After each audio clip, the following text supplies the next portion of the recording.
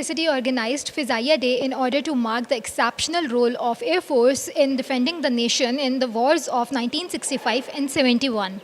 The event started off with the welcome note by Air Commodore Tariq Qureshi, senior faculty member of Air University.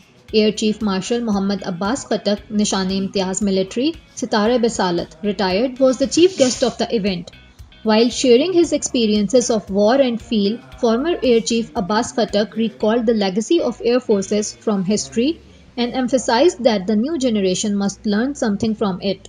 He reminded his meeting with the First Lady Prime Minister of Muslim world Mohtarma Benazir Bhutto that in 1995, when Ms. Bhutto as Prime Minister persuaded Air Chief Marshal Abbas Khattak to think about women joining branches of the Air Forces beyond the medical branch.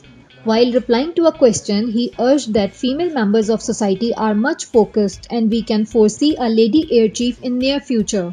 He recalls that in 1965 he flew 25 airborne missions from Peshawar and added about the horrible after effects of the wars. He advised the youth to fly as high as you can. While answering to the question of University Times, he said, March of technology, as they say, is moving so rapidly, and new dimensions of war coming in, cyber warfare and so on and so forth.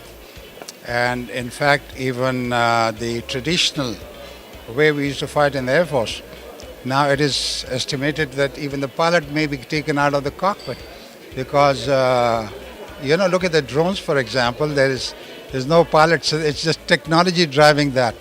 In fact, most recently in the United States, the F-16s that we have, they actually had an F-16 configured with computation and all that. It took off without the pilot, flew a mission, came back and landed. So these are the things that we need to now get into fast before we lag behind. Because the traditional ways and all that giving way to this rapid change that is coming about in every aspect of our life. Values have changed so much.